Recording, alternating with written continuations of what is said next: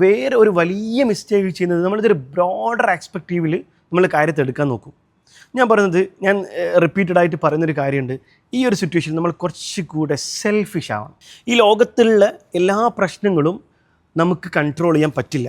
പക്ഷേ ഈ ഒരു അവസരത്തിൽ നമുക്ക് നമ്മളെ കൺട്രോൾ ചെയ്യാൻ പറ്റും. കാരണം നമ്മൾ മനസ്സിലാക്കേണ്ട, as a hero, as a warrior, as a business owner, ഈ സിറ്റുവേഷനിൽ നമുക്ക് നമ്മളെ കൺട്രോൾ ചെയ്യാൻ പറ്റിയാൽ നമുക്ക് ചുറ്റുള്ള കാര്യങ്ങൾ നമുക്ക് ചെറുതായി ബ്രിക്ക് ബൈ ബ്രിക്കായിട്ട് നമുക്ക് കൺട്രോൾ ചെയ്യാൻ പറ്റും. അപ്പം നമ്മൾ നിന്ന് ഇവിടെ വന്ന നമ്മളെ ഒരു ക്ലബ് മെമ്പേഴ്സിൻ്റെ ഏറ്റവും വലിയൊരു ക്വാളിറ്റി എന്താണ്? നമ്മളിത് മനസ്സിലാക്കി കഴിഞ്ഞു.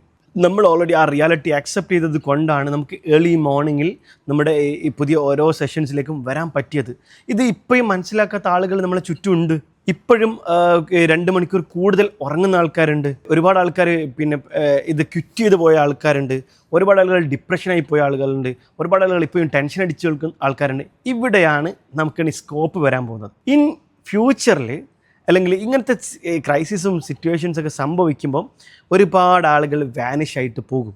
ഈ ലോകത്തിൻ്റെ ക്രമം നിങ്ങൾ നോക്കിയാൽ മതി. ഇപ്പം കോവിഡ് വന്നപ്പോൾ നമ്മളതൊരു പോസിറ്റീവ് ആസ്പെക്റ്റ് ചിന്തിക്കുകയാണെങ്കിൽ ഈ ലോകത്ത് വേണ്ടാത്ത ഒരുപാട് ആളുകളെ താങ്ങാനുള്ള കപ്പാസിറ്റി ചിലപ്പോൾ ലോകത്തിനുണ്ടാവില്ല.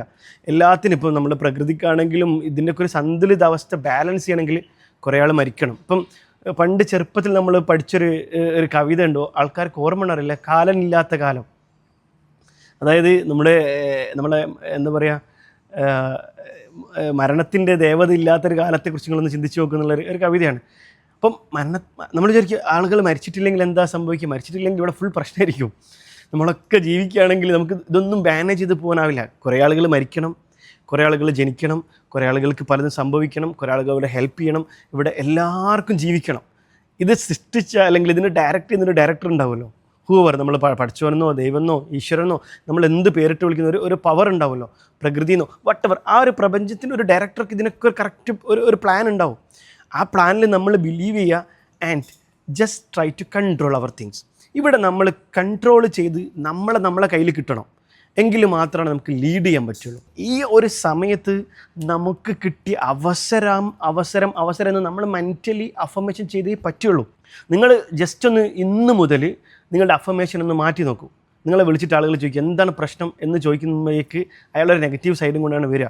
അവിടെ നിങ്ങൾ ഇതിൻ്റെ പോസിറ്റിവിറ്റി മാത്രം, ഒരു മെസ്സേജ് പോലും ന്യൂസ് നിങ്ങൾ ഫോർവേഡ് ചെയ്യണ്ട. ന്യൂസ് കാണാൻ ആളുകൾക്ക് എല്ലാവർക്കും ആക്സസ് ഉള്ള സംഭവമാണ് യൂട്യൂബും ടെക്നോളജിയും ChatGPT, അവരൊക്കെ അതിൽ നിന്ന് റിസർച്ച് ചെയ്ത് കണ്ടോട്ടെ. നിങ്ങൾ ന്യൂസ് അറിയിച്ച് കൊണ്ടിട്ട് ഇവിടെ ഒന്നും ചെയ്യാൻ, അത് ചെയ്യേണ്ട ആളുകൾ അതിൻ്റെ പണിയെടുക്കും.